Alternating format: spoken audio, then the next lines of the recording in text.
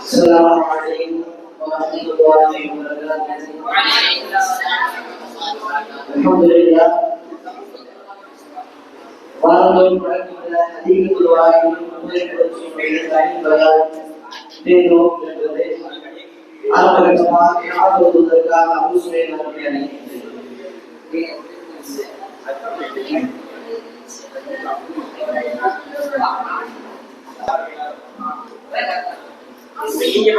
السلام عليكم ورحمة الله وبركاته.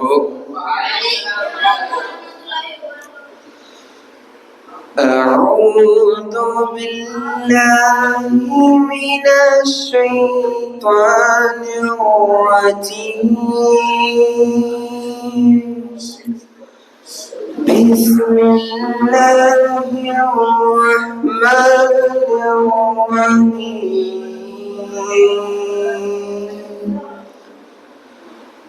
ألم نشرح لك صدرك ووضعنا عنك وزرك الذي أنقض ظهرك ورفعنا لك ذكرك فإن مع العسر يسرا إن مع العسر يسرا فإذا فرغت فانصب وإلى ربك فارغب. صدق الله العظيم. السلام عليكم ورحمة الله وبركاته. وعليكم السلام ورحمة الله وبركاته. ஆரம்பகட்ட பேச்சாளராக 5வது சூறாவை சார்ந்த KF முகமது முஃபீஸ் அவர்களை குர்ஆன் மனனம் செய்வதுடைய அவசியத்தை பற்றி பேசுகிறேன். السلام عليكم ورحمة الله وبركاته. وعليكم السلام. نحمد الله العليم.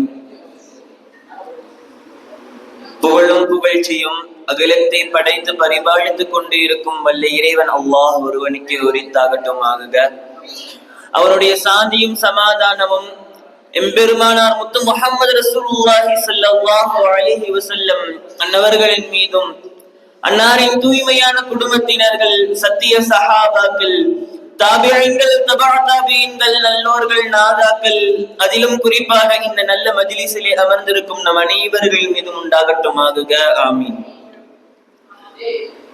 கண்ணியத்திற்குரித்தானவர்களே, நாம் நம்முடைய வாழ்க்கையிலே நாம் கொள்ள வேண்டிய மிக முக்கியமான ஒரு எண்ணம், நாம் எல்லாம் நன்கு அறிய வேண்டும்.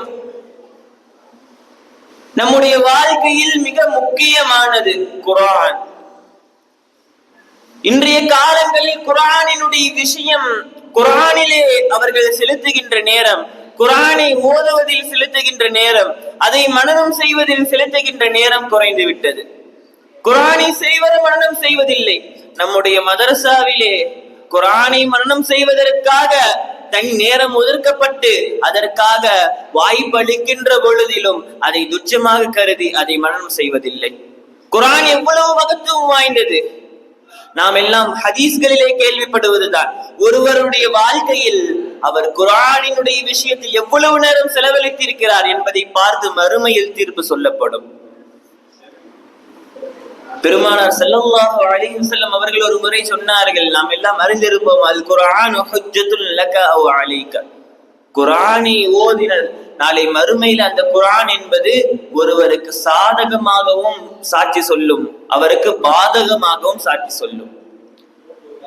எப்படி அது சாதகமா சொல்லும், பாதகமா சொல்லும் என்று பார்க்கும் பொழுது, ஒரு மனிதர் இந்த வாழ்க்கையிலே, உலக வாழ்க்கையிலே, உலக மோகங்களில் அவருடைய நேரத்தை செலுத்தாமல் குர்ஆனிற்கு அவருடைய நேரத்தை அதிகமாக செலவழித்து குர்ஆனை ஓதி அதை கொண்டு அமல் செய்து அதை அவர் கற்று அதை மரணம் செய்து தன்னுடைய வாழ்க்கையை செலவழிக்கும் பொழுது நாளை மறுமையிலே அவருக்கு குர்ஆன் என்பது சாதகமாக சாட்சி சொல்லும்.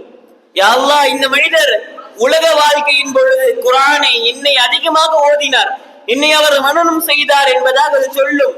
எனவே இவருக்கு சோனத்தை கொடு என்பதாக குர்ஆன் அம்மனிதருக்கு சாதகமாக சாட்சி சொல்லும்.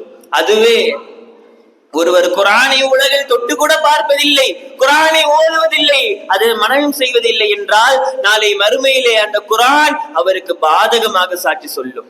நாளை எப்படிப்பட்ட மறுமை, அதிலே அவரால் பேச முடியாது. ஒரு மனிதர் நாளை மஹ்ஷர் மைதானத்திலே கேள்வி கணக்குக்காக நிறுத்தப்படுகின்ற பொழுது அம்மனிதருடைய வாய் பேசாது. அல்லாஹ் வாயை முத்திரையிட்டு விடுவான். மாறாக அவருடைய கைகள் அது அவன் இந்த அமல்களை செய்தார் என்பதாக சாட்சி சொல்லும், அவருடைய கால்கள் சாட்சி சொல்லும். அந்த நேரத்திலே குர்ஆன் அவருக்கு சாதகமாக சாட்சி சொல்ல வேண்டும் என்றால் அம்மனிதர் இவ்வுலக வாழ்க்கையிலே குர்ஆனை ஓத வேண்டும். இந்த குர்ஆனை மனனம் செய்வது என்பது எவ்வளவு முக்கியமானது நாம் எல்லாம் பார்க்கிறோம். குர்ஆனை மனனம் செய்பவர்களுக்கு மட்டும், ஹாஃபில்மார்களுக்கு மட்டும் சிறப்பு அல்ல, மனனம் செய்ய வைத்த அவர்கள் பெற்றோர்களுக்கு சிறப்பு, மனனம் செய்வதற்கு உறுதுணையாக இருந்த அவர்கள் குடும்பத்தார்களுக்கு சிறப்பு. ஹதீஸ்களிலே பெருமானார் சொல்லும் பொழுது இவ்வாறு ஒரு ஹதீஸிலே கூறுவார்கள், எவர் ஒருவர் குர்ஆனை கற்று குர்ஆனை ஓதி அதன்படி தன்னுடைய வாழ்க்கையில் நடக்கிறாரோ, மன் கரஅல் குர்ஆன வ அமில பிமா ஃபீஹி, குர்ஆனை கற்று அதை ஓதி அதை மனனம் செய்து அதிலே இருப்பதை கொண்டு எவர் அமல் செய்கிறாரோ, நாளை மறுமையில் அல்லாஹ் அந்த மனிதருக்கு அல்ல, அந்த குர்ஆனை கற்று ஓதி மனனம் செய்தவருக்கு சிறப்பு. மாறாக நபி பெருமானார் இவ்வாறு சொன்னார்கள், உல்பிஸ வாலிதாஹு யௌமல் கியாமத்தி தாஜம் மினன் நூர், அந்த மனிதருடைய பெற்றோர்களுக்கு நாளை மறுமையிலே ஒளியிலான கிரீடம் அணிவிக்கப்படும். அந்த குர்ஆனை மனனம் செய்வதற்கு மட்டுமல்ல, அவர்களுடைய பெற்றோர்களுக்கு சிறப்பு, அவர்களுடைய பெற்றோர்களுக்கு நாளை மறுமையிலே ஒளியிலான கிரீடம் அணிவிக்கப்படும். அந்த ஒளி எவ்வாறு இருக்கும்? பெருமானார் தொடர்ந்து கூறுகிறார்கள், அதனுடைய ஒளி பிரகாசம் என்பது சூரியனின் பிரகாசத்தின் அளவு இருக்கும் என்பதாக சொல்லுகிறார்கள். இன்னொரு அறிவிப்பிலே இவ்வாறு வரும், அந்த மனிதர் எவர் குர்ஆனை கற்று அதை மனனம் செய்து அதிலே வருகின்ற ஹலால்களை தன்னுடைய வாழ்விலே ஹலாலாக ஏற்று நடந்து அதிலே வருகின்ற ஹராமுகளை தன்னுடைய வாழ்வில் ஹராமாக்கி விட்டு எவர் தன்னுடைய வாழ்க்கையை வாழுகிறாரோ, நாளை மறுமையின் பொழுது அதுகலல்லாஹு பிஹில் ஜன்னா, அம்மனிதரை அந்த குர்ஆனை அவர் மனனம் செய்து அதை கொண்டு அமல் செய்ததின் காரணமாக நாளை மறுமையில் அல்லாஹ் அம்மனிதரை சுவனத்தில் நுழைப்பான். அதை தொடர்ந்து சொல்கிறார்கள் பெருமானார் ஸல்லல்லாஹு அலைஹி வஸல்லம் அவர்கள் சொல்கிறார்கள், ஷஃபிஉஹு ஃபீ அஷரத்தின் மின் அஹ்லி பைத்திஹி குல்லுஹும் கத் வஜபத் லஹுன் நார், அந்த மனிதருடைய குடும்பத்தினர்களில் நரகம் வாஜிபாக்கப்பட்ட 10 நபர்கள், எப்படி நரகம் வாஜிபாக்கப்பட்ட 10 நபர்கள் அந்த குர்ஆனை மனனம் செய்த ஹாஃபில்களுடைய குடும்பத்தினர்கள், அவர்களின் நரகம் வாஜிபாக்கப்பட்ட 10 நபர்களுக்கு நாளை மறுமையிலே அவர் மனனம் செய்த குர்ஆன் சுவனத்தில் நுழைவதற்கு ஷஃபாஅத் செய்யும். நாளை மறுமையிலே அவரின் காரணமாக, அவர் மனனம் செய்த குர்ஆனின் காரணமாக அவர் குடும்பத்தில் 10 நபர்கள் சுவனத்திற்கு அழைத்து செல்லப்படுவார்கள் என்றால் குர்ஆனை மனனம் செய்வது எவ்வளவு மகத்துவம் வாய்ந்தது நாம் சிந்தித்து பார்க்க வேண்டும். எனவே வருகின்ற காலங்களிலே நம்மவர்களுக்கு கிடைக்கின்ற நேரங்களை குர்ஆனினுடைய விஷயங்களில், குர்ஆனை ஓதுவதில், குர்ஆனை மனனம் செய்வதில் அதிகம் செலவு செய்ய வேண்டும். எனவே வருகின்ற காலங்களில் அதற்கு முயற்சி எடுக்கின்ற பாக்கியத்தை வல்ல இறைவன் உங்களுக்கும் எனக்கும் தருவானாக. குர்ஆனை முழுவதுமாக மனனம் செய்து அதை கொண்டு நாளை மறுமையிலே சிறப்பு பெறுகின்ற பாக்கியத்தை உங்களுக்கும் எனக்கும் வல்ல இறைவன் தருவானாக. வஆகிரு தஅவானா அல்ஹம்துலில்லாஹ் வஆகிரு தஅவானா அல்ஹம்துலில்லாஹி ரப்பில் ஆலமீன். அஸ்ஸலாமு அலைக்கும் வரஹ்மத்துல்லாஹி வபரகாத்துஹு. அடுத்தபடியாக 5வது சூறாவை சார்ந்த எம்ஐ முகமது யூசுப் அவர்களை ஒரு முஸ்லிம் எவ்வாறு இருக்க வேண்டும் என்பதை பற்றி பேசுவதற்காக நினைக்கிறேன். السلام عليكم ورحمة الله وبركاته. نحمد الله العليم ونصلي ونسلم على رسوله الكريم، أما بعد فقد قال الله سبحانه وتعالى في كلامه الكريم وفي الفرقان الحميد بعد أعوذ بالله من الشيطان الرجيم بفضل بسم الله الرحمن الرحيم. قال الله تعالى ربنا وجعلنا مسلمين لك ومن ذريتنا أمة مسلمة لك، صدق الله العليم. وقال نبينا محمد صلى الله عليه وسلم المسلم من سلم المسلمون من لسانه ويده، صدق رسوله النبي الكريم. புகழனைத்தும் அல்லாஹ்விற்கு உரித்தாகட்டுமாக. அவனின் சலாத்தும் சலாமும் ஈரலுக தலைவர், இறுதி தூதர், கண்மணி நாயகம் ரசூலுல்லாஹி ஸல்லல்லாஹு அலைஹி வஸல்லம் அன்னலாரின் மீதும், அன்னலார் அவர்களுடைய வாழ்க்கை வழிமுறைகளை சற்றும் தவறாமல் பின்பற்றி வாழ்ந்து மறைந்த உத்தம சத்திய சஹாபாக்கள், தாபிஈன்கள், தபஉ தாபிஈன்கள், அக்தாபுகள், அவுலியாக்கள், நம்மை சார்ந்த நமது குடும்பத்தார்கள் அனைவர்களின் மீதும் அல்லாஹ்வினுடைய அன்பும் அளவிலா கருணையும் என்றென்றும் குன்றாமல் நின்று நோட்டுமாக ஆமீன். அன்பார்ந்தவர்களே, அல்லாஹ்வினுடைய மகத்தான கிருபையால் அல்லாஹ் இந்த இஸ்லாமிய மார்க்கத்துல நம்ம பிறக்க செய்திருக்கிறோம். சிறந்த உம்மத்தான இந்த உம்மத்தை முஹம்மதியாவிலே அல்லாஹ் நம்மை ஆக்கி இருக்கிறான்.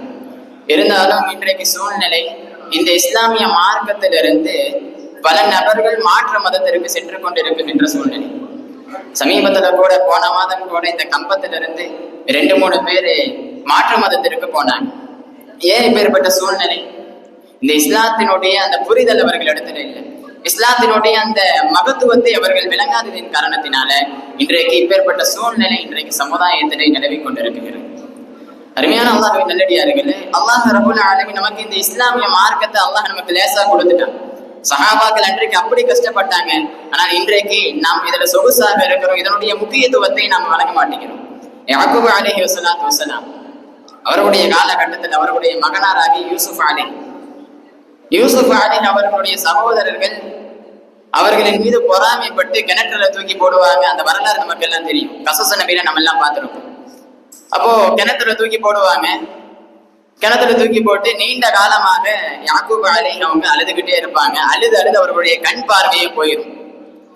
நீண்ட காலத்திற்கு பிறகு யூசுப் அலி அவர்களை குறித்து ஒரு நபர் யாக்கூப் அலி அவர்கள் இடத்துல சொல்லுவார், இந்த மாதிரி யூசுப் அலி ஸலாத்து வஸலாம் அவங்க இந்த இடத்துல இந்த நாட்டுல தான் இருக்கிறாரு அப்படின்னு சொல்லிட்டு அவர்களுடைய ஆடையை, யூசுப் அலி அவங்க அணிந்த ஆடையை கொண்டு யாக்கூப் அலி அவர்களுடைய கண்ணை போடுவாங்க. யாக்கூப் அலி அவர்களுடைய கண் பார்வையெல்லாம் திரும்ப வந்துடும். நம்ம கசஸ நபியில படிச்சிருக்கோம். அப்போ யாக்கூப் அலைஹி ஸலாத்து வஸலாம் அவங்க அந்த நேரத்துல அவங்க கேட்கக்கூடிய முதல் வார்த்தை, சொல்லக்கூடிய முதல் வார்த்தை, யூசுப் எப்படி இருக்கிறாருன்னு அவங்க கேட்கல. யூசுப் நல்லா இருக்கிறாரா, அவர் எந்த நிலைமையில இருக்கிறாருன்னு யாக்கூப் அலைஹி ஸலாத்து வஸலாம் அவங்க கேட்கல. அவங்க சொல்லக்கூடிய முதல் வார்த்தை என்ன தெரியுமா? அவர் இஸ்லாத்துலதான் இருக்கிறாரா, இல்ல அவர் சிறிய வயதிலேயே இஸ்லாத்தை விட்டு சிறிய வயதிலேயே அவர் போயிட்டாரு, அவர் இஸ்லாத்துல இருந்து வழிமாறி போயிட்டாரா, அவர் வேறு மதத்திற்கு போயிட்டாரா, இல்ல இஸ்லாத்துலதான் இருக்கிறாரா அப்படின்னு கேட்டாங்க. அப்ப எந்த அளவுக்கு இந்த இஸ்லாமிய மார்க்கம் என்பது முக்கியத்துவம் வாய்ந்தது என்பது நமக்கு இந்த வரலாற்றின் மூலியமாக நமக்கு தெரியும். அன்பார்ந்தவர்களே, அல்லாஹ் ரப்புல் ஆலமீன் இந்த இஸ்லாத்தை நமக்கு ஈஸியா இலகுவாக நமக்கு கொடுத்துட்டான். ஒரு முஸ்லீம் எப்படி எல்லாம் இருக்கணும், ஒரு முஸ்லீம் எப்படி எல்லாம் வாழணும், அல்லாஹ் கொடுத்த அந்த 5 கடமைகளை மட்டும் செய்தால் போதுமா? அல்லாஹ்வினுடைய கடமையும் சரியாக செய்யணும், அதே நேரத்தில் அடியார்களுடைய கடமையும் சரியாக செய்யணும்.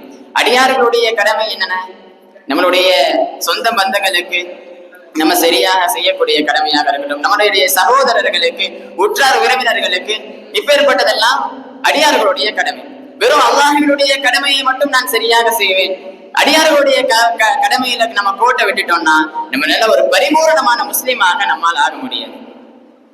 பெருமானார் ஸல்லல்லாஹு அலைஹி வஸல்லம் அவர்கள் சொன்னார்கள், ஒரு முஸ்லிம் இன்னொரு முஸ்லிமுக்கு செய்யக்கூடிய முதல் விஷயம், இதா லகீதஹு ஃபஸல்லி அலைஹி, ஒரு முஸ்லிம் இன்னொரு முஸ்லிமை சந்திச்சா முதல்ல சொல்லக்கூடிய வார்த்தை சலாம் சொல்லுங்க என்பதாக பெருமானார் ஸல்லல்லாஹு அலைஹி வஸல்லம் அவங்க சொன்னாங்க. ஆனால் இன்றைக்கு நம்ம பார்க்கிறோம், எப்படி இருந்தாலும் நம்ம யாராவது சொந்த பந்தங்கள் வீட்டுக்கு போனாலும் முதல்ல சொல்லக்கூடிய வார்த்தை சலாமாக இருக்கணும். அல்லது சொந்த பந்தங்கள் நம்மளுடைய வீட்டுக்கு வந்தாலும் முதல் சொல்லக்கூடிய வார்த்தை சலாமாக இருக்கணும். எதர்த்தியாக சென்றாலும் அல்லது வேண்டுமென்று யாராவது பார்த்தால் கூட முதல்ல சொல்லக்கூடிய வார்த்தை என்பது சலாமாக இருக்கணும். ஆனால் இன்றைக்கு நம்ம பார்க்கிறோம், நம்ம மதரசாவில எடுத்துக்கிட்டா கூட உதாரணத்துக்கு நம்ம அரிசத்து மோலா இருக்கிறாரு 3வது சுமராலி, அரிசத்து மோலா 3வது சுமராலி சாப்பிட்றதுக்கு இப்படி போறாரு, அந்த சைடு இருந்து லாகிர் மோலா வராரு, லாகிர் இந்த சைடு வராரு, அரிசத்து இப்படி போறாரு, 2 பேரும் பாத்துக்கிறாங்க யார் முதல்ல சலாம் சொல்றது. அப்ப அரிசத்து மோலா நினைப்பாரு, மாட்டு பையன் இவனுக்கு நான் எப்படி சலாம் சொல்றது, முதல்ல இவரு சலாம் சொல்லிட்டு அப்படின்னு அவரு நினைக்க, அவரு இவ்வளவு பெரிய பையனா இருக்கிறாரு, இவ்வளவு பெரிய மாடு மாதிரி இருக்கிறாரு, பெரிய சுமராவா இருக்கிறாரு, அவதான் முதல்ல சலாம் சொல்லிட்டு அடுத்து நம்ம சலாம் சொல்லிக்கலாம் அப்படி 2 பேரும் மாறி மாறி நினைச்சுக்கிட்டு என்ன பண்றாங்க, சலாம் சொல்றாங்க, அப்படியே கிராஸ் ஆயிடுறாங்க. இப்பேற்பட்ட சூழ்நிலை. இது கூட பரவாயில்லை. இன்னும் சொல்ல போனா இந்த பெரிய சுமரா மாணவர்கள் இருக்கிறாங்க, என்ன பண்ணுவாங்க, விதி அடிக்கடி கோட்டாக்கெல்லாம் போவாங்க, கோட்டாக்கு போவாங்க, பல இடத்துக்கு பயானுக்கெல்லாம் போகக்கூடிய அந்த வாய்ப்பெல்லாம் இருக்கும். அப்ப போகும் பொழுது என்ன பண்ணுவாங்க, அங்க போகும் பொழுது அங்க பெரிய பெரிய ஆட்களை சந்திக்கக்கூடிய அந்த சூழ்நிலையெல்லாம் இருக்கும். அஜர்த்துமார்களை சந்திப்பாங்க, பெரியவர்களை சந்திப்பாங்க.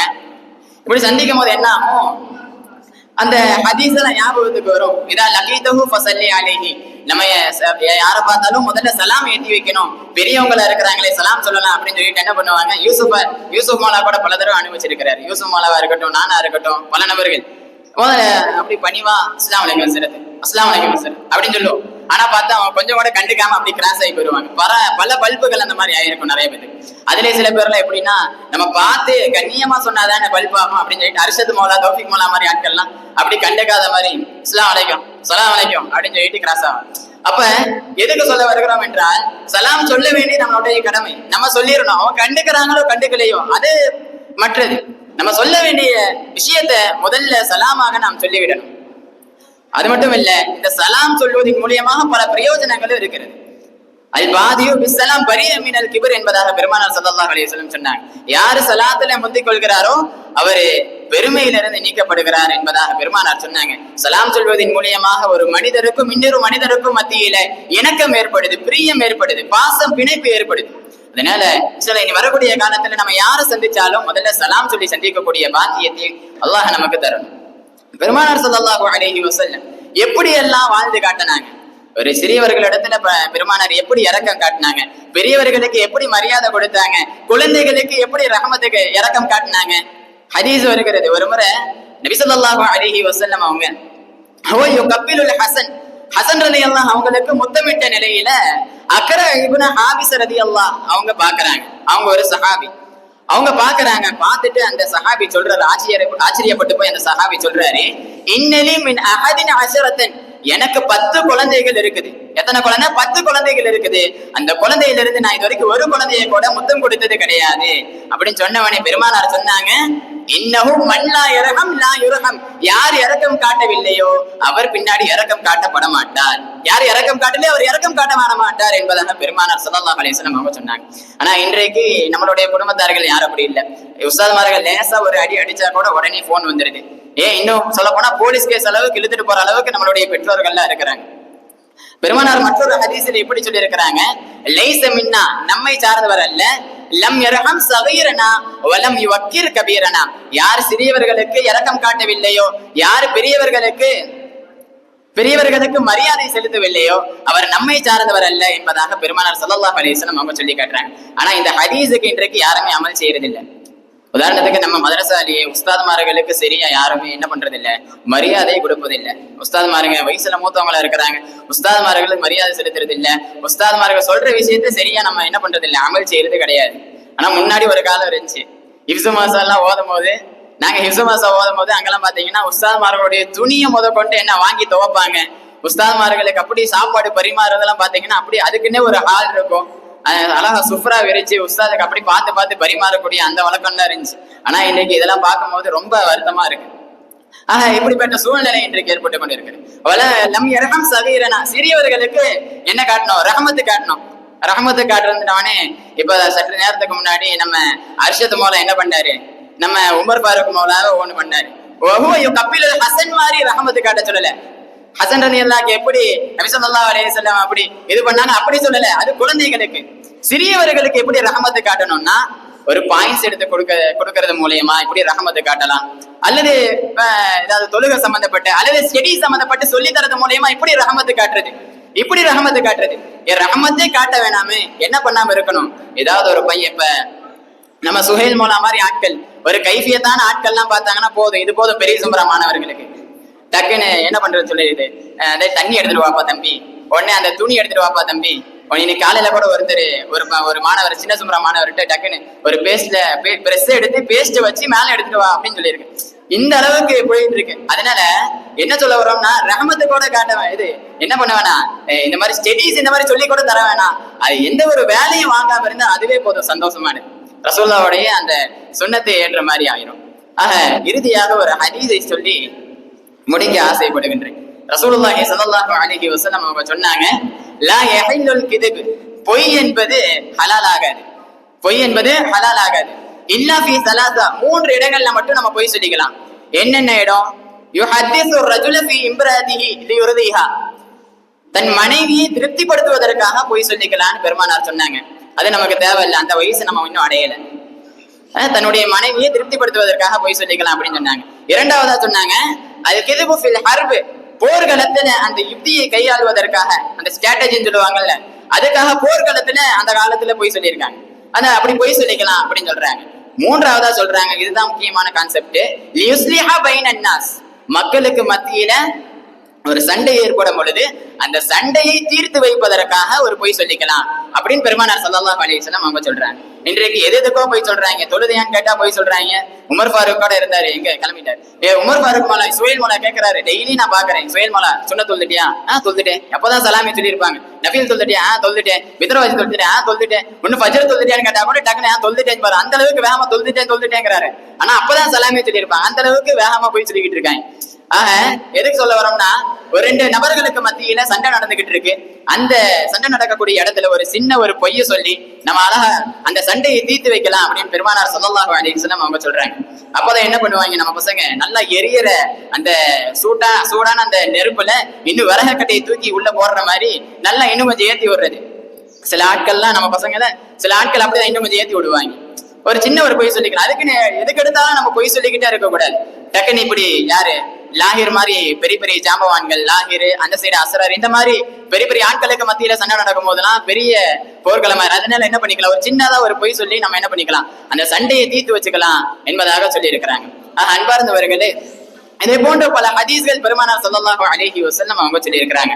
பிறர் மேல பொறாமையை கொள்ளக்கூடாது, பிறரை கோல் மூட்டக்கூடாது, அவதூறு சொல்லக்கூடாது, இப்படி பல விஷயங்களை பெருமானார் ஸல்லல்லாஹு அலைஹி வஸல்லம் அவங்க சொல்லி இருக்கிறாங்க. பிறக்கும் பொழுது முஸ்லீமாக பிறந்துட்டோம், வாழும் பொழுது முஸ்லீமாக எப்படி வாழணும்னா இதையெல்லாம் நம்ம பின்பற்றினாதான் நம்ம முஸ்லீமாக வாழ முடியும். மரணிக்கும் போதும் ஷைத்தானுடைய எந்த விதமான வஸ்வசாவும் இல்லாம நம்மளால முஸ்லீமாக மரணிக்க முடியும். யூசுப் அலைஹிஸ்ஸலாம் இப்படி அல்லாஹ் இடத்துல துஆ கேட்டாங்களாம், யா அல்லாஹ், ஷைத்தான் என்னை ஊசலாட்டத்தில் ஏற்படுத்திக் கொண்டே இருக்கிறான், இந்த இஸ்லாத்திலிருந்து வழிதவ செய்து கொண்டே இருக்கிறான், அதற்கான அந்த தீங்குகள்லாம் என்னை தூண்டிக்கிட்டே இருக்கிறான். யா அல்லாஹ் தவஃபனி முஸ்லிமா, என்னை முஸ்லிமாக மரணிக்க செய் என்பதாக நபிமார்கள் யூசுப் அலைஹிஸ்ஸலாத்து வஸ்ஸலாம் அவங்களே துஆ செஞ்சிருக்கும் பொழுது நம்மலாம் இன்ஷா அல்லாஹ் இந்த சுன்னத்தை எல்லாம் கடைபிடித்து முஸ்லிமாக வாழ்ந்து முஸ்லிமாக மரணிக்கக்கூடிய பாக்கியத்தை வல்லோனாகிய அல்லாஹ் உங்களுக்கும் எனக்கும் தருவானாக. வாஹிரு தஅவானா அல்ஹம்துலில்லாஹி ரப்பில் ஆலமீன். அஸ்ஸலாமு அலைக்கும் வரஹ்மத்துல்லாஹி வபரகாத்துஹு.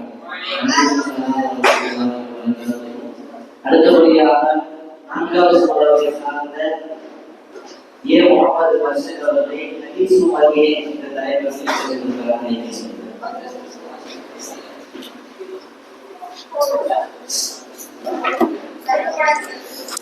السلام عليكم ورحمة الله وبركاته. الحمد لله رب العالمين والعاقبة للمتقين. الصلاة والسلام على رسول الكريم وعلى آله وصحبه الأجمعين. الحمد لله. قال الله تعالى في القرآن العليم وفي القرآن المجيد وما ينطق عن الهوى إن هو إلا وحي يوحى. صدق الله العليم. وقال أيضا قال نبينا صلى الله عليه وسلم فمن كذب علي متعمدا فليتبوأ مقعده من النار. صدق رسول النبي الكريم. புகழும் புகழ்ச்சியும் வல்லோன் அல்லாஹ் ஒருவனுக்கு உரித்தாகட்டுமாக. மேலும் அவனுடைய தூதர் சர்தார் ஆலம் ஸல்லல்லாஹு அலைஹி வஸல்லம் அன்னாரின் மீதும் அன்னாரின் சொல்லை தன் செயலென்று மாற்றி வாழ்ந்த உத்தம சத்திய சஹாபாக்கள், தாபிஈன்கள், தபா தாபிஈன்கள், நாதாக்கள், சுஹதாக்கள், அவுலியாக்கள், குறிப்பாக இந்த மஜ்லிஸில் அமர்ந்திருக்கும் உங்களின் மீதும் என் மீதும் அல்லாஹ்வின் ஸலாத்தும் ஸலாமும் உண்டாகட்டுமாக. ஆமீன். அல்ஹம்துலில்லாஹ். அன்பான அல்லாஹ்வின் நல்லடியார்களே, அல்லாஹ் தஆலா தன்னுடைய திருமறையான குர்ஆனிலே இவ்வாறு கூறுகின்றான், இந்த தீனே இஸ்லாம் என்கின்ற மார்க்கம் உங்களுக்கு பரிபூர்ணம் அடைந்து விட்டது என்பதாக அல்லாஹ் குர்ஆனிலே கூறுகின்றான்.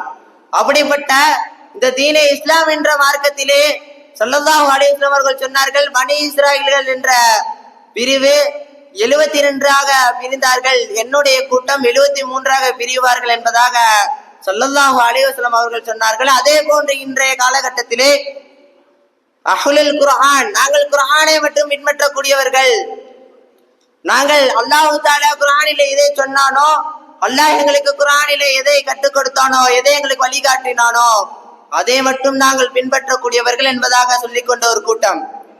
மற்றவர்கள் அஹ்லுல் ஹதீஸ், நாங்கள் ஹதீஸ்களை மட்டும் பின்பற்றக்கூடியவர்கள். அல்லாஹ் எங்களுக்கு எதை குர்ஆனில் வழிகாட்டினானோ அதை நாங்கள் பின்பற்ற மாட்டோம். ஸல்லல்லாஹு அலைஹி வஸல்லம் அவர்கள் எதை எங்களுக்கு வழிகாட்டினார்களோ அதைத்தான் நாங்கள் பின்பற்றுவோம் என்பதாக இன்னொரு கூட்டம். அல்லாஹ் தஆலா குர்ஆனில் எவ்வாறு சொல்லினா, வமா யன்திகு அனில் ஹவா இன் ஹுவ இல்லா வஹீயுன் யூஹா என்பதாக. ஸல்லல்லாஹு அலைஹி வஸல்லம் அவர்கள் வஹீயை தவிர எதையும் பேச மாட்டார்கள் என்பதாக அல்லாஹ் குர்ஆனிலே கூறுகின்றான். அவர் சற்று சிந்தித்து பார்க்க வேண்டும். ஸல்லல்லாஹு அலைஹி வஸல்லம் அவர்கள் எந்த ஒரு விஷயத்தை சொன்னாலும் அல்லாஹ் அவர்களுக்கு அறிவித்து கொடுக்காமல் அவர்கள் எந்த ஒரு விஷயத்தையும் பேச மாட்டார்கள் என்பதாக அல்லாஹ் குர்ஆனிலே கூறுகின்றான். அன்பான அல்லாஹ்வின் நல்லடியார்களே, சற்று சிந்தித்து பார்க்க வேண்டும். அல்லாஹ் தஆலா குர்ஆனிலே பல இடங்களிலே எவ்வாறு கூறுகின்றான், வஅகீமுஸ் ஸலாத்த வஆத்துஸ் ஸகாத், நீங்கள் தொழுகுங்கள், தொழுகையை நிலைநாட்டுங்கள், ஜக்காத்தை சரிவரையாக கொடுத்து வாருங்கள் என்பதாக சொல்கின்ற அல்லாஹ் குர்ஆனிலே அந்த தொழுகையை நாம் எவ்வாறு தொழுக வேண்டும், அது எத்தனை ரகாயத்து தொழுக வேண்டும், அது எத்தனை வக்துகள் இருக்கின்றது, அதே ஜக்காத்தை எடுத்துக்கொண்டால் அது தங்கத்தில் எந்த அளவுக்கு கொடுக்க வேண்டும், வெள்ளியில் எந்த அளவுக்கு கொடுக்க வேண்டும் என்பதாக அல்லாஹ் குர்ஆனிலே கூறவில்லை. அப்படி என்று சொன்னால் இன்று 5 நேர தொழுகை என்றும் ஃபஜ்ர் 2 ரகாயத், இது போன்ற மற்ற தொழுகைகள் எத்தனை ரகாயத் என்று எதில் வருகிறது என்று சொன்னால் ஹதீஸ்களில் தான் வருகிறது. ஆனால் இன்று ஒருவன் ஹதீஸை மறுக்கின்றான் என்று சொன்னால் ஒமா யன்திகு அனில் ஹவா இன் ஹுவ இல்லா வஹீயுன் யூஹா, அந்த ஆயத்தை அவன் மறுக்கின்றான். அல்லாஹ் தஆலா குர்ஆனிலே சொல்கின்றான், எவன் என்னுடைய ஆயத்துக்களை மறுக்குகின்றானோ அவன் நிச்சயமாக காஃபிராகி விடுகிறான் என்பதாக அல்லாஹ் குர்ஆனிலே கூறுகின்றான். அப்படி என்று சொன்னால் எவன் இந்த ஒரு ஆயத்தை மறுக்கின்றானோ கண்டிப்பாக அவன் காஃபிராகி விடுகிறான். எவன் ஹதீஸை மறுக்கின்றானோ, எனக்கு அல்லாஹ் குர்ஆனில் எதை வழிகாட்டினானோ அதை மட்டும்தான் நான் பின்பற்றுவேன் என்று எவன் சொல்லித் திரிகிறானோ அவன் திட்டவட்டமாக இந்த ஆயத்தை மறுத்து விட்டான். அதன் காரணமாக அவன் காஃபிராகி விட்டான்.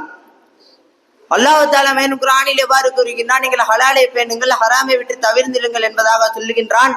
ஆனால் ஹலால் எது ஹராம் என்று அல்லாஹ் குர்ஆனிலே ஒரு சில இடங்களிலே கூறினாலும் அதிகப்படியான ஹலாலும் ஹராமும் ஸல்லல்லாஹு அலைஹி வஸல்லம் அவர்கள் அறிவித்த ஹதீஸில் தான் வருகிறது. அதை எவன் ஒருவன் மறுக்கின்றானோ திட்டவட்டமாக அவன் பாவத்தின் பக்கம் போய் விடுகிறான். பாவம் என்பது நரகத்தின் பக்கம் வழிகாட்டக்கூடியதாக இருக்கிறது. அன்பான அல்லாஹ்வின் நல்லடியார்கள், அல்லாஹ் சொல்லுகிறான், ஹாஃபில் அலஸ் ஸலாத்தி வஸ் ஸலாத்துல் உஸ்தா, நீங்கள் தொழுகையை பேணி வாருங்கள், மேலும் நடுநேர தொழுகையை நீங்கள் பேணி வாருங்கள் என்பதாக அல்லாஹ் குர்ஆனிலே கூறுகின்றான். அல்லாஹ் கூறுகின்றான், 5 நேர தொழுகையை நீங்கள் பேணுங்கள், மேலும் அதிலே நடுநேர தொழுகையை நீங்கள் பேணுங்கள் என்பதாக அல்லாஹ் கூறுகின்றான். சற்று சிந்தித்து பார்க்கணும். அல்லாஹ் தஆலா இந்த இடத்திலே அஸர் தொழுகையை அல்லாஹ் குறிப்பிடவில்லை. ஆனால் ஸல்லல்லாஹு அலைஹி வஸல்லம் அவர்கள் தான் தன்னுடைய ஹதீஸிலே அது அஸர் நேர தொழுகை என்பதாக குறிப்பிடுகிறார்கள். இன்னொரு ஆயத்தில் அல்லாஹ் எவ்வாறு கூறுகிறார், இது யகூலு லி சாஹிபி லா தஹ்சன் இன்னல்லாஹ மஅனா ஃபஅன்ஸலல்லாஹு ஸகீனத் என்பதாக குர்ஆனிலே எவ்வாறு ஒரு ஆயத்து வருகிறது. அதில் யார் யாருக்கு சொன்னார், அதாவது அல்லாஹ் நம்முடன் இருக்கின்றான், நீ கவலைப்படாதே என்று ஸல்லல்லாஹு அலைஹி வஸல்லம் அவர்கள் சொன்னார்கள். ஆனால் அந்த இடத்தில் அல்லாஹ் தஆலா சொல்கின்றான், லா தஹ்சன் இன்னல்லாஹ மஅனா, அவர் சொன்னார் நீங்கள் கவலைப்படாதீர்கள், நிச்சயமாக அல்லாஹ் நம்முடன் இருக்கிறான் என்றதாக தான் சொன்னார். அதை யாருக்கு சொன்னார் என்பதாக அல்லாஹ் குர்ஆனிலே கூறவில்லை. மாறாக ஸல்லல்லாஹு அலைஹி வஸல்லம் அவர்கள் தான் நம்மளுக்கு இந்த ஹதீஸில் அறிவிக்கின்றார்கள். எனவே இனி வரக்கூடிய காலங்களிலே ஹதீஸை பின்பற்றி சுகுணம் செல்லக்கூடிய பாக்கியத்தை வல்லோர் நல்லா உங்களுக்கும் எனக்கு தந்தார்கள் புரிவானாக. வாஹிரு தஅவானா அல்ஹம்துலில்லாஹி ரப்பில் ஆலமீன். அஸ்ஸலாமு அலைக்கும் வரஹ்மத்துல்லாஹி வபரகாத்துஹு.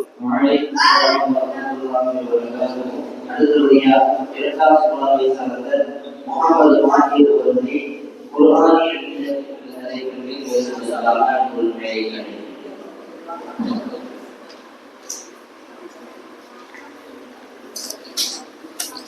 அஸ்ஸலாமு அலைக்கும் வரஹ்மத்துல்லாஹி வபரகாத்துஹு. நஹ்மதுஹு வ நஸல்லி அலா ரசூலிஹில் கரீம். அம்மா பஅத். ஃபகத் கால அல்லாஹு தஆலா ஃபில் குர்ஆனில் கரீம் வ ஃபில் ஃபுர்கானில் மஜீத் பஅத அஊது பில்லாஹி மினஷ் ஷைத்தானிர் ரஜீம் பிஃபலி பிஸ்மில்லாஹிர் ரஹ்மானிர் ரஹீம். قال الله تعالى قال نوح ربي لا تذر على الأرض من الكافرين ديارا. صدق الله العليم قال نبينا صلى الله عليه وسلم من تعلم القرآن خيركم من تعلم القرآن وعلمه صدق நபி ரசூலுல் கரீம். எனக்கு இந்த மேடையில் கொடுக்கப்பட்ட தலைப்பு குர்ஆனின் விடியல்.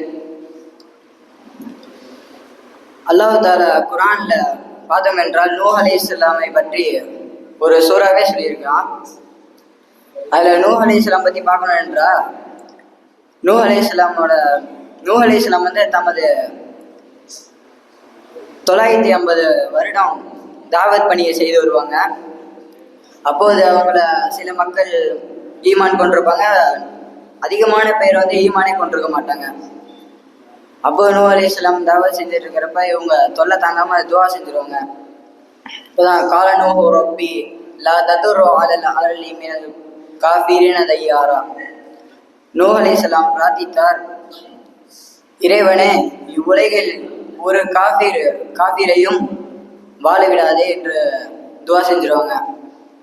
அப்புறம் கொஞ்ச நாள்ல அல்லா இருந்து வகி வந்துடும், ஒரு கப்பல் செய்கிட்டு கப்பல் செஞ்சுட்டு இருக்கிறப்ப நூஹ் அலைஹிஸ்ஸலாம் வந்து இழிவுபடுத்துறதுக்காண்டி அந்த நூஹ் அலைஹிஸ்ஸலாமையும் மீன்களையும் இழிவுபடுத்துறதுக்காண்டி அந்த காஃபிர் கூட்டம்லாம் வந்து இழிவுபடுத்திட்டு இருப்பாங்க. அப்ப நூஹ் அலைஹிஸ்ஸலாம் சொல்லுவாங்க, இது உங்களோட நாள், இன்னொரு நாள் வரும் அப்ப எங்களோட நாள் என்று சொல்லுவாங்க. அப்ப வந்து அப்புறம் கொஞ்ச நாள்ல போகும், அப்புறம் ஒரு கனமழை வந்துடும். அப்புறம் வந்து வெளில வந்து காஃபி எல்லாம் அழிச்சிட்டு இருக்கிறப்ப இவங்கெல்லாம் கப்பல் ஏறி இது பண்ணிடுவாங்க, போயிடுவாங்க. அதுவே யூசுப் அலைஹிஸ்ஸலாம் வரலாறு குர்ஆன்ல பார்த்தேன் என்று சொன்னால், யூசுப் அலைஹிஸ்ஸலாம் வந்து அவங்க சகோதரர்களாக கிணத்துல போட்டுருவாங்க, கிணத்துல இருந்து எடுத்து இந்த மாதிரி பண்ணி வித்துருவாங்க. அந்த கவர்னர் வீட்டில் அந்த பெண்மணி அந்த யூசுப் அலைஹிஸ்ஸலாம் கிட்ட தப்பா நடந்துக்கு வருவாங்க. அப்போ வந்து யூசுப் அலைஹிஸ்ஸலாம் வெளியே வந்துடுவாங்க. எப்படியோ யூசுப் அலைஹிஸ்ஸலாம் பக்கத்தில் நியாயமே இருந்தாலும் யூசுப் அலைஹிஸ்ஸலாம் ஜெயிலில் போட்டுருவாங்க. யூசுப் அலைஹிஸ்ஸலாம் வந்து ஜெயிலில் இருக்கிறப்ப கனவுக்கு விளக்கம் கொடுக்குறவங்களா இருப்பாங்க. யூசுப் அலைஹிஸ்ஸலாம் கனவுக்கு விளக்கம் கொடுக்குறப்ப 2 பேர் வந்து யூசுப் அலைஹிஸ்ஸலாம்கிட்ட கேட்பாங்க. ஒருத்தவங்க வந்து தலையில ரொட்டியும் ஒரு காக்கா வந்து ஒரு குருவி கூட்டம்னா கொத்துற மாதிரி, இன்னொருத்தவங்க வந்து கையில பழம் இருக்கும் அதை ஜூஸ் போட்டு கொடுக்குற மாதிரி. யூசுப் அலைஹிஸ்ஸலாம்கிட்ட கேட்டப்ப ஒருத்தர் வந்து அரசர் கையால சாவுவாங்க, இன்னொருத்தவங்க வந்து அரசருக்கு மது ஊத்தி கொடுப்பாங்கன்னு சொல்லுவாங்க. எதை கேட்டோமோ அதன்படி அமல் செய்கிற பாக்கியத்தை வல்ல ரஹ்மான் தந்து அருள் புரியவானாக. அமீன். வாஹிர் தஅவானா அல்ஹம்துலில்லாஹி ரப்பில் ஆலமீன். அஸ்ஸலாமு அலைக்கும் வரஹ்மத்துல்லாஹி வபரகாத்துஹு. வலைக்கும் ஸலாம் வரஹ்மத்துல்லாஹி வபரகாத்துஹு. கே அப்துல் மஜீத் அவர்களை இஸ்லாமிய வரலாற்று செய்திகளை பேசுவதற்காக அழைக்கின்றனர். அஸ்ஸலாமு அலைக்கும் வரஹ்மத்துல்லாஹி தஆலா பரகாத்துஹு. அல்ஹம்துலில்லாஹி ரப்பில் ஆலமீன். நஹ்மதுஹு வ ஸல்லி அலா ரசூலில் கரீம். அம்மா பாத். எல்லா புகழும் அல்லாஹ் ஒருவனுக்கு, அவனின் அன்பும் அருளும் மக்கத்து ராஜா மயத்து ரோஜா ரசூலே கரீம் ஸல்லல்லாஹு அலைஹி வஸல்லம் அவர்களின் மீதும், அவர்களை சற்றும் பிசராம வாழ்ந்த மறைந்த உத்தம சத்திய சஹாபாக்கள், தாபீன்கள், தபா தாபீன்கள், நாதாக்கள், சுவாதாக்கள், மேலும் குறிப்பாக நம் மீதும் வந்து சேரட்டுமாக. ஆமீன். ஒரு முறை ஈசா அலைஹிஸ்ஸலாம் அவர்கள் ஒரு அடர்ந்த காட்டு பகுதியில நடந்து போறாங்க. அப்ப அங்க ஒரு மரத்தடியில ஒரு மனிதர் உட்கார்ந்துருக்காரு. ஈசா அலைஹிஸ்ஸலாத்தை பார்த்துட்டு, ஈசா அலைஹிஸ்ஸலாம் என்னை அவங்களோட சீடனா ஏத்துக்கோங்க அப்படின்னோடனே, சரின்னு ஈசா அலைஹிஸ்ஸலாமும் சரி வாங்க போவோன்னு கூப்பிட்டு போறான். போகும்போது ஈசா அலைஹிஸ்ஸலாம் வந்து பசி எடுக்கவும் அவங்க வச்சிருந்த மாவுல ரொட்டி போடுறாங்க. அது 3 ரொட்டி வருது. அவங்க ஈசா அலைஹிஸ்ஸலாம் அந்த சீடன்னு ஆளுக்கு ஒன்று சாப்பிட்டு மிச்சம் ஒரு ரொட்டி என்ன செஞ்சாங்கன்னா வச்சு அந்த சீடன்ட்ட கொடுத்து இதை வச்சிருன்னு. கொஞ்சம் தூரம் போய் பசி எடுக்கும், சரி அந்த சீடன்ட்ட அந்த ரொட்டி எடு அப்படின்னோடனே சீடன் என்ன சொல்லலாம், ரொட்டி காணா அப்படின்னு. அதுக்கு ஈசா அலைஹிஸ்ஸலாம் கேட்டாங்க, நீ சாப்பிட்டியான்னு. அதுக்கு அந்த சீடன் சொன்னா, நான் சாப்பிடல. எத்தனை நாள் கேட்டோம், நான் சாப்பிடல, எதுன்னு சொன்னான். அப்புறம் கொஞ்ச நேரம் நடந்து போறாங்க. அங்கிட்டு ஒரு காட்டுக்குள்ள இருந்து டப்புன்னு ஒரு மான் ஒரு துள்ளி குதிச்சு. அதை என்ன செய்யறாங்க, ஈசா அலைஹிஸ்ஸலாம் அதை பிடிச்சி நல்லா கறியெல்லாம் சாப்பிட்டு, அப்புறம் அந்த எலும்பெல்லாம் ஒன்று சேர்த்து அல்லாவே இதுக்கு நீ உயிர் பிழைத்துரு அப்படின்னோடனே மானு துளி குதிச்சு அப்படியே அந்த செய்யறதுக்கு தோப்புக்குள்ள போயிருமா. பாத்தியில எப்பயாச்சும் நீ சொல்லு, நீ சாப்பிட்டியா இல்லையா அப்படின்னப்ப அதுக்கப்புறம் அது சீடன் சொல்லுவானா, சாப்பிடல, உண்மையிலே சாப்பிடல இப்படியே சொல்லுவோம். அப்புறம் ஒன்றும் கொஞ்சம் நேரம் அப்புறம் பெரிய நதி ஓடுது. நதியில மழைனால வெள்ளப்பெருக்கு வேற. ஈசா அலைஹிஸ்ஸலாம் என் கையை நீ கெட்டியா பிடிச்சிக்கோ அப்படின்னு பிடிச்சிட்டு தண்ணி மேல நடந்து போறான். நடந்து போனதுக்கப்புறம் அங்கிட்டு போய் இப்பயாவது சொல்லு, இதை பாத்தியில நீ சாப்பிட்டியா சாப்பிடலையா அப்படின்னு திருப்பி நான் சாப்பிடவே இல்லை, உண்மையிலேயே நான் சாப்பிடலன்னே அந்த ஆத்தங்கரையெல்லாம் இருக்கும்ல அந்த மண் எடுத்து 3 இதா குமிச்சு வைக்கிறான். குமிச்சு வச்சு அல்லா கேட்க, அல்லா இதை பொற்காசுகள்லாம் மாத்தி கொடுத்தோடனே அது அப்படியே பூரா தங்கமா மாறிடுது. அப்புறம் ஈசா அலைஹிஸ்ஸலாம் சொல்றாங்க, இது ஒரு பங்கு உனக்கு, 1 பங்கு எனக்கு, 3ஆவது பங்கு வந்து எவன் அந்த ரொட்டியை சாப்பிட்டானோ அது அவனுக்கு அப்படின்னு. அதுக்கான சீடை ஒத்துக்கான். அந்த ரொட்டியை நானே சாப்பிட்டேன் அப்படின்னு ஒத்துக்கவும் அப்புறம் என்னாச்சு, அந்த ஈசா அலைஹிஸ்ஸலாம் இந்த 3ஐயுமே நீயே வச்சுக்கொண்டு போயிடுறாங்க. 2 கொள்ளைக்காரங்க வராங்க. அவங்க வர்ற தங்கம் நிறையா இருக்கு, வச்சு அமைக்கிற வேண்டியதான் 2 பேரும் வராங்க. ஆனா அந்த சீடு எனக்கு தெரியாது அவன் கொள்ளைக்காரன்னு. அப்ப அந்த சீடு என்ன சொல்றான், நம்ம கொஞ்சம் பொற்காசை கொடுத்து 2 ரொட்டி ஆண்டாலும் சொல்லி நம்ம சாப்பிட்டு மித்த ரொட்டியில விஷத்தை வச்சு அவங்களை கொண்டுருவோன்னு. அவங்க என்ன செஞ்சாங்க, கொள்ளைக்காரங்க அவங்க மோசமா இல்லை போயிட்டு என்ன செஞ்சாங்க, வாங்கிட்டு அவங்க பிளான போட்டாங்க. அந்த சீடை நான் அடிச்சு நம்ம கொண்டு காசு அம்பட்டி அள்ளின்னு போவான், என்ன 1/2 பங்கு தரானா அப்படின்ட்டு வந்து அந்த ரொட்டி அவங்க என்ன செய்ய அவங்கள அடிச்சு கொண்டோடனே அந்த ரொட்டியில விஷம் இருக்கு அவங்க தெரியாம அவங்களும் சாப்பிட்டாங்க. இப்ப அந்த கொள்ளைக்காரங்க 2 பேரும் வாயில நுர தள்ளி இப்ப மௌத்தா போயிடுறாங்க. இப்போ 3 பேருமே மௌத்தா போனது. அப்புறம் அப்ப அந்த உள்ள ஈசா நபி ஸல்லல்லாஹு அலைஹி வஸல்லம் வராங்க. வந்து பார்த்து சொல்றாங்க, இது அருமை வாசர்களே, இதுலேருந்து தான் பேராசை பெரு நஷ்டம் தாம் அறிந்து கொள்ளும். அவங்களுக்கு கடைசியில் என்னாச்சு, கீழே இருக்க வாழ்க்கையும் கிடைக்காம போயிடுச்சு, மேலே இருக்க வாழ்க்கையும் கிடைக்காம போயிடுச்சு. வாழ்ந்தவனும் அவருக்கு அப்துல்லாஹி ரபில் ஆலமீன். அஸ்ஸலாமு அலைக்கும் வரஹ்மத்துல்லாஹி தஆலா பரகாத்துஹு. அடுத்தபடியாக 3வது சூறாவை சார்ந்த முகமது அவர்களை தபூக் போரை கொண்டிருப்பதற்காக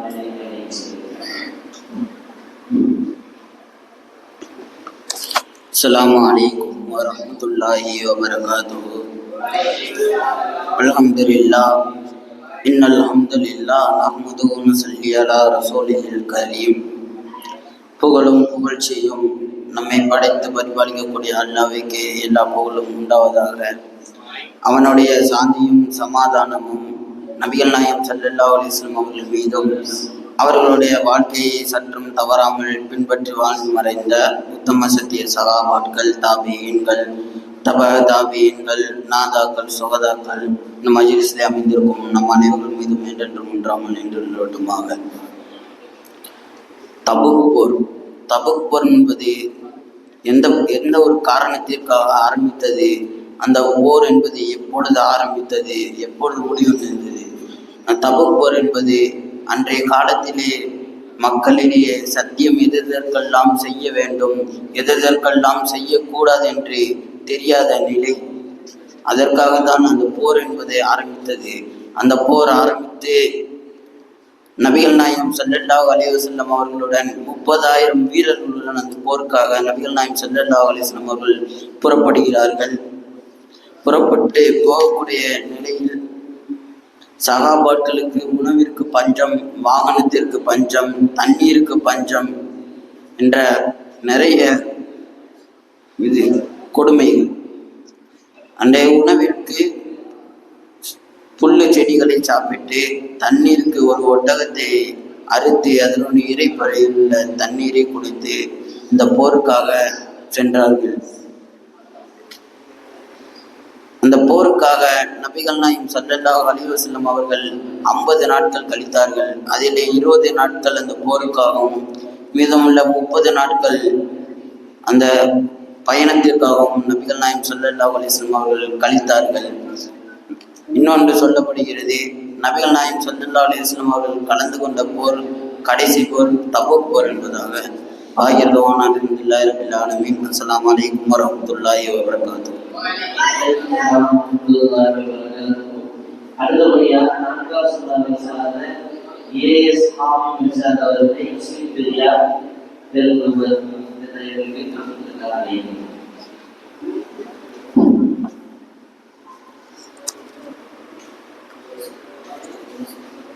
அஸ்ஸலாமு அலைக்கும் வரஹ்மத்துல்லாஹி வபரகாத்துஹு.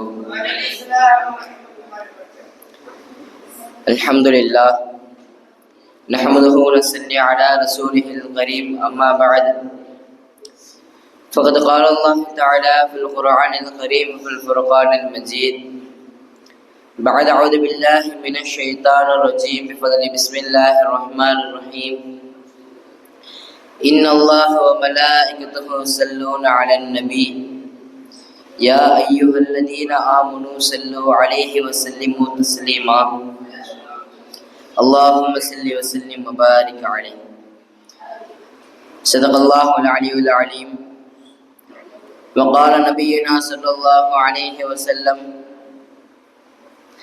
طلب العلم فريضة على كل مسلم صدق رسوله النبي الكريم الحمد لله சர்வ புகழும் ஏக வல்லவனான அல்லாஹ் ஒருவனுக்கு உரித்தாகட்டுமாக. அவனின் சர்வலோக தூதர் சர்தார் நபி ரசூலே அக்ரம் நபி ஸல்லல்லாஹு அலைஹி வஸல்லம் அவர்களின் மீதும் அவர்களின் சாத்தியம் அவர்களுடைய பின்பற்றி வாழ்ந்த உத்தம சத்திய சஹாபாக்கள் தாபியீன்கள் தபா தாபியீன்கள் நாதாக்கள் சுஹதாக்கள் உலமா பெருமக்கள் மேலும் குறிப்பாக அமர்ந்திருக்கக்கூடிய நாம் நம்மை சார்ந்த நம் குடும்பத்தில் இருக்கிற அனைவரின் மீதும் அல்லாஹ்வுடைய சாந்தியும் சமாதானமும் நீடித்து நிலவட்டுமாக. ஆமீன். அல்ஹம்துலில்லாஹ். ஒரு இஸ்லாமியர்கள் முஸ்லிம்கள் அவர்களுடைய வாழ்க்கையிலே அவர்கள் ஈடேற்றம் பெறுவதற்கும் அவர்களுடைய முன்னேற்றத்திற்கும் அவர்கள் கல்வியிலே அவர்கள் மேன்மேலும் அவர்கள் வளர்ச்சி அடைவதற்கும் இந்த இந்திய நாடு சுதந்திரம் பெறுவதற்கும் பல நபர்கள் பாடுபட்டார்கள். அதிலும் மிகவும் குறிப்பாக ஒரு 3 நபர்களை அப்துல் ரஹீம் என்ற ஒரு நபர் அவர் எழுதிய கிதாபுல ஒரு 3 நபர் பத்தி சொல்றாங்க. நம் நாட்டின் நன்மைக்காகவும் முஸ்லிம்களின் முன்னேற்றத்திற்காகவும் பாடுபட்ட பல நபர்களில் மிகவும் முக்கியமான 3 நபர்களை இங்க குறிப்பிட்டு காட்டுறாங்க.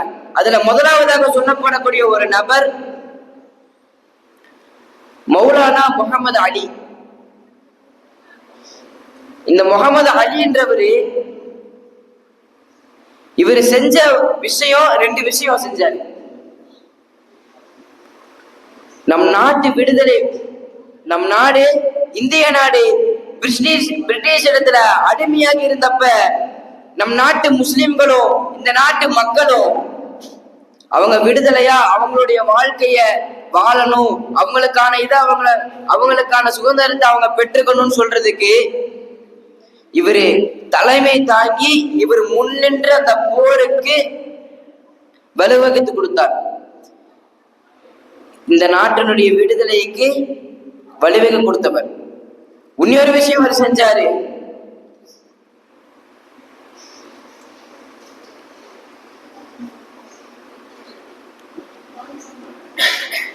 முஸ்லிம் மக்கள் அந்த காலத்துல அரசியல் செய்யறதுக்கு ஒரு தயக்கம். அவங்க எப்படா செய்யறது? அவங்க முஸ்லிம் ரொம்ப தாழ்ந்தப்பட்டு இருந்தாங்க அவர் வாழ்ந்த காலத்துல 20ஆம் நூற்றாண்டுல. அப்ப அந்த முஸ்லிம்கள் அவருக்கான ஆட்சியில அவர்கள் உட்காரணும், அவர்கள் தோன்ற ஆட்சி அதிகாரங்களை அவங்க செய்யணும், இஸ்லாத்தின் படை நடக்கணும் அப்படின்றதுக்காக முஸ்லிம்கள் அவர்களுடைய அரசியல அவங்க ஆட்சி செய்வதற்கும் அவங்க சட்டம் விதிக்கிறதுக்கும் அவங்க நாடியது நடக்கிறதுக்கும் இஸ்லாத்தின் படி நடக்கிறதுக்கும் வழிவகையை உருவாக்கி கொடுத்த நபர் முகமது அலின்றாங்க. 2ஆவதா சொல்ற ஒரு நபர் அவர் செஞ்ச விஷயம் என்ன தெரியுமா? அல்லாமா முகமது இக்பால் சொல்ற அந்த நபர் செஞ்ச விஷயம், நம் நாட்டுல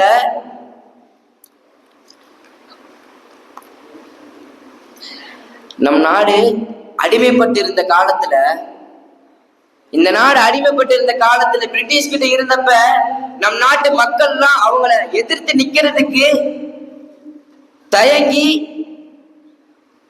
எப்படா அவங்களை எதிர்க்கிறது அப்படின்னு சொல்லிட்டு தெரியாம அவங்க பயந்து இருந்தப்ப இவரு செஞ்சாரு. இவர் ஒரு கவிஞர். இவர் என்ன தெரியுமா செஞ்சாரு? அவருடைய கவிதையின் மூலமாக அந்த தாழ்ந்துபட்டு அடிபட்டு கடந்த அந்த முஸ்லிம் மக்களை இவருடைய கல்வியின் மூலமாக இந்த நாட்டினுடைய மக்கள்களை அவர் தட்டி எழுப்பினார். இவரு விடுதலைக்கு மட்டும் இல்ல, இவர் செஞ்ச ஏராளமான விஷயங்கள்ல கிதாபில எழுதுறாங்க. என்ன தெரியுமா சொல்றாங்க? இவரு செஞ்ச விஷயம், பல நபர்கள் காஃபிராக இருந்தாங்க தெரியுமா? குஃபர்ல இருந்த பல நபர்களை இவருடைய கவிதையின் மூலமாக, இவருடைய கவிதையை கேட்டு ஏராளமான காஃபிர்கள் இஸ்லாத்தை ஏற்றுக்கொண்டவங்க நிறைய பேர். இஸ்லாமியர்கள் தாழ்ந்து கொண்டு, இஸ்லாமியர்கள் அந்த விடுதலைக்கு பிறகு இஸ்லாமியர்கள் அவர்களுடைய அந்த மார்க்கம், இஸ்லாமிய மார்க்கம்ன்றது தாழ்ந்து போய் அடிபட்டு ரொம்ப கீழ்தரமான அந்த அளவுக்கு போனப்ப அவரு என்ன தெரியுமா செஞ்சாரு?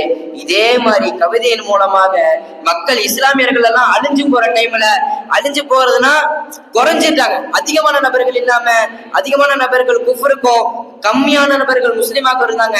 அந்த டைம்ல இவர் என்ன பண்ணாரு?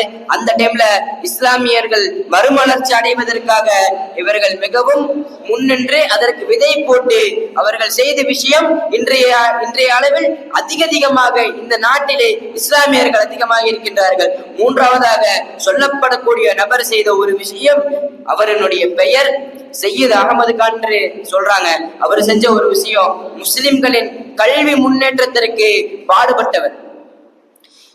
இவர் வாழ்ந்த காலத்துல முஸ்லிம்கள் படிக்கணும், அவங்க ஒரு அரசு அதிகாரிகளாக வரணும், இவங்க ஒரு படிப்பு படிக்கணும்னு சொல்லி நினைக்கிறாங்கன்னா அதை தடுக்கிறதுக்குன்னு ஏராளமான கூட்டம் இருந்துச்சு. அந்த கூட்டத்தை அதை தாண்டி இஸ்லாமியர்கள் என்னென்ன படிப்பு படிக்கணும், ஒரு யூஜி டிகிரி படிக்கணும், ஒரு பிஜி டிகிரி படிக்கணும், ஒரு டாக்டர் படிக்கணும், ஒரு இன்ஜினியர் படிக்கணும், போலீஸ் ஆகணும்னு சொல்லிட்டு நினைச்சாங்கன்னா அதுக்கான வழிவகை இல்லாம இருந்த காலத்தில் இவர் வாழ்ந்தாரு.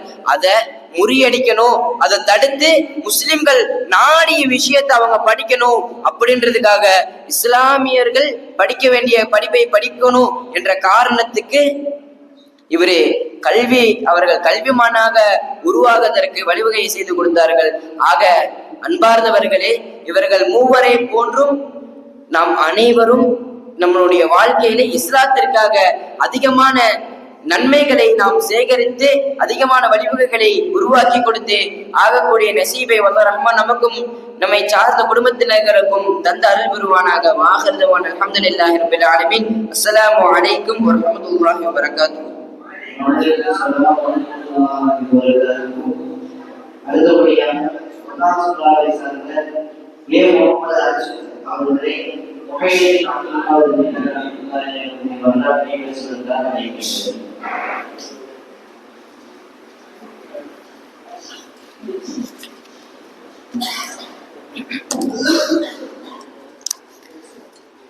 Assalamu alaikum warahmatullahi wabarakatuh.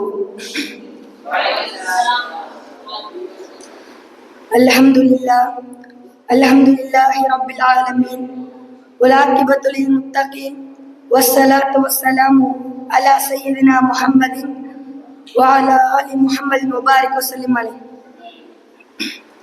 Amma ba'd, qala Allah ta'ala fil Qur'anil azim, ala inna awliya Allah la khawfun alayhim wa la hum yahzanun.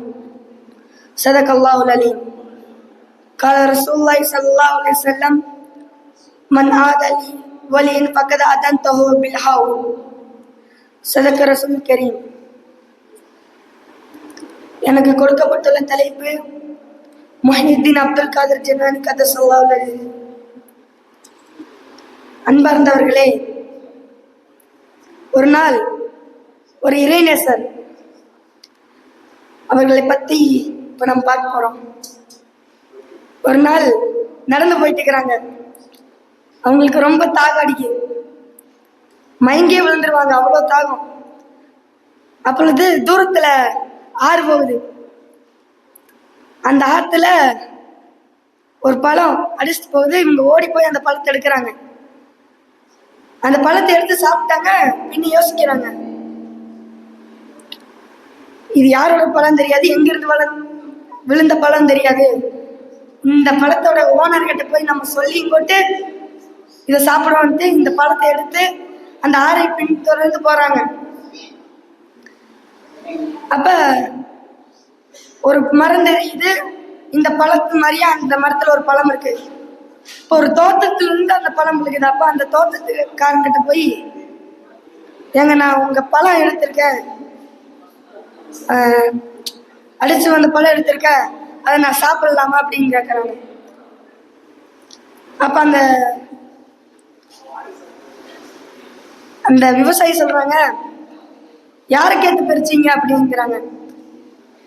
அப்ப இந்த இறைநேசர் சொல்றாரு, இல்லைங்க, இது ஒரு ஆறுல அடிச்சுட்டு வந்துச்சு, அதான் எடுத்துட்டு வந்தேன், அதான் உங்க கடை கேட்டு சாப்பிடலாமா, ரொம்ப பசிக்குது அப்படின்னாங்க.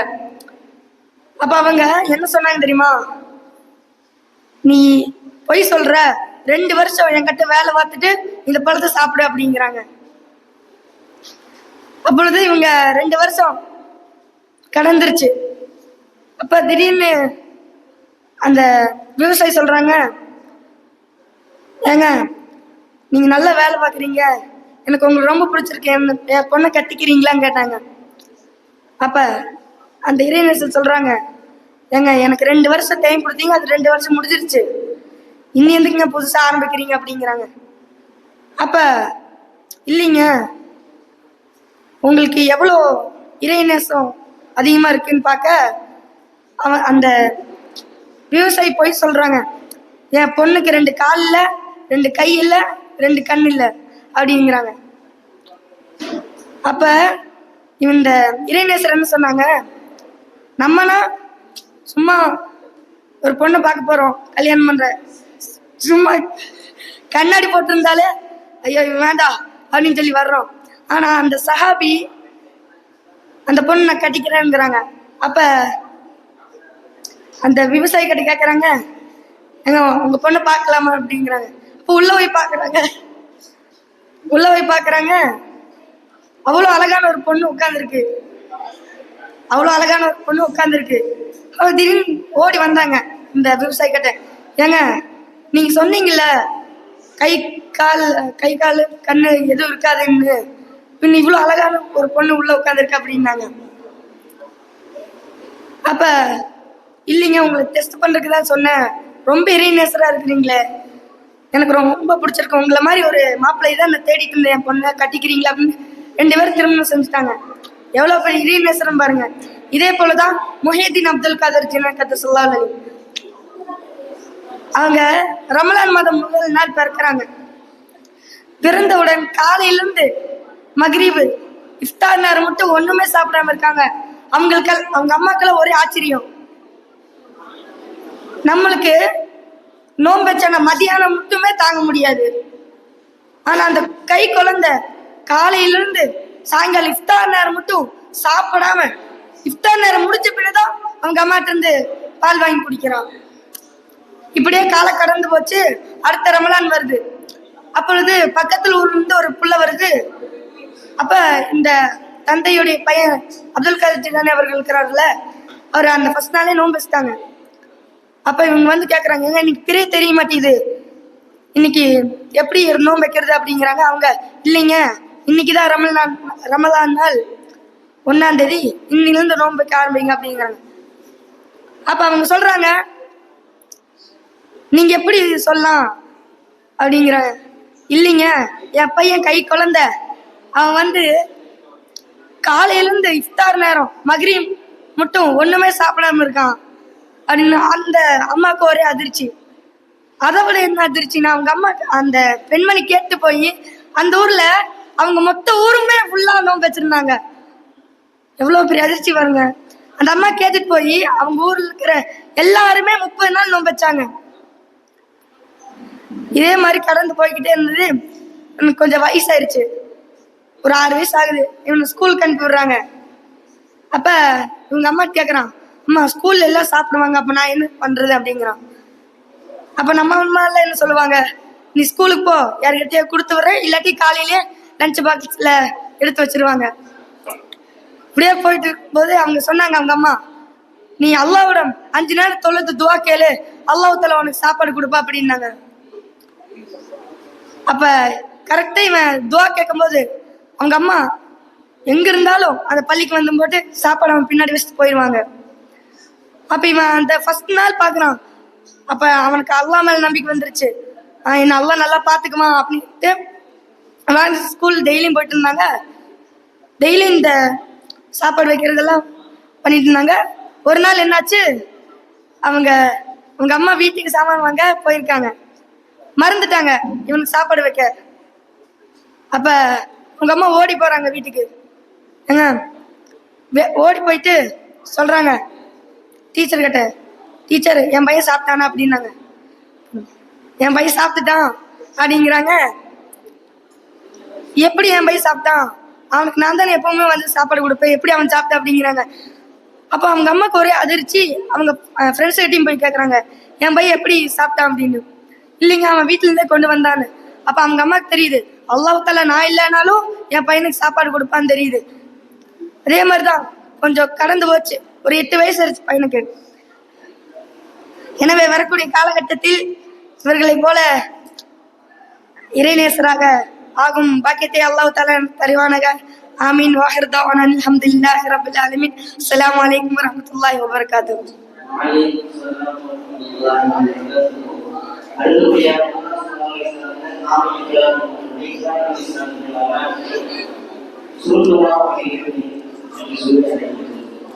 Assalamu alaikum warahmatullahi wabarakatuh.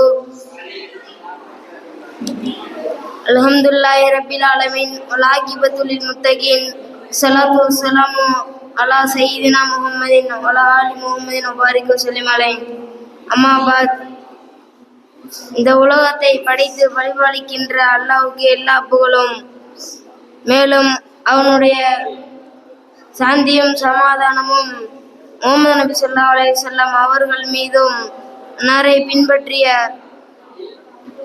உத்தம சத்திய சஹாபாக்கள், தாபீன்கள், தபா தாபீன்கள் அவர்கள் மீதும், மேலும் இங்கு அமர்ந்திருக்கக்கூடிய அத்துணை நபர்கள் மீதும் அல்லாஹ்வுடைய சாந்தியும் சமாதானமும் உண்டாட்டுமாக. அல்லாஹ் தாலா குர்ஆன்ல சொல்கிறான், ஹனீஃபத்துல் முஃமினீன் என்று ஒரு நபி ஸல்லல்லாஹு அலைஹி வஸல்லம் பார்த்து சொல்கிறான். இப்ராஹிம் அலைஹிஸ்ஸலாம் அவங்கள பற்றி இன்னைக்கு பார்க்க போகிறோம். ஹஜ்ரத் இப்ராஹிம் அலைஹிஸ்ஸலாம் அவர்கள் கொண்டு உலக மக்களுக்கு 7 முன்மாதிரிகள் கிடைத்தன. மிஸ்வாக்கை கொண்டு முதலாக பல் விளக்கினார்கள். மலம் ஜலம் கழித்த பின் சுத்தமான நீரை கொண்டு முதலாக உபயோகிக்கினார்கள்.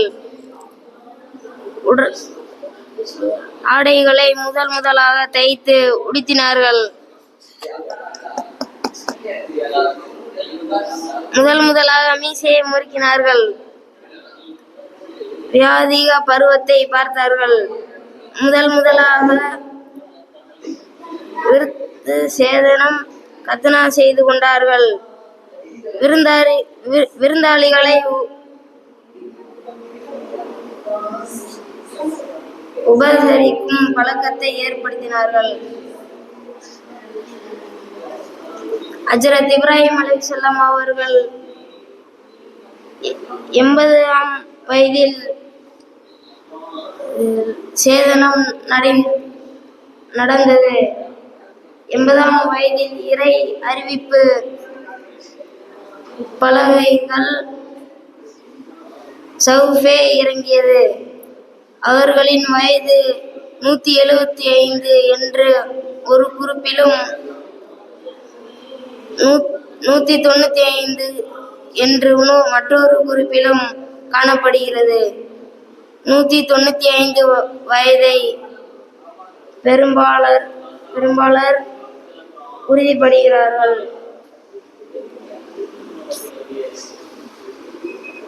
சிரியாவில் காலமாகினார்கள். அங்கேயே நல்லடக்கமாயினார்கள்.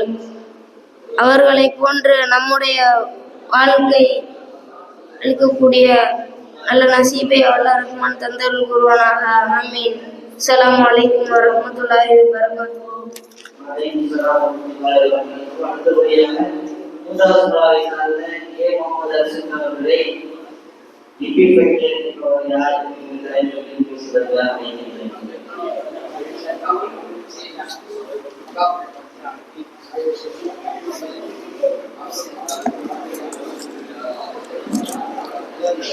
அஸ்ஸலாமு அலைக்கும் வரஹ்மத்துல்லாஹி வபரகாத்துஹு.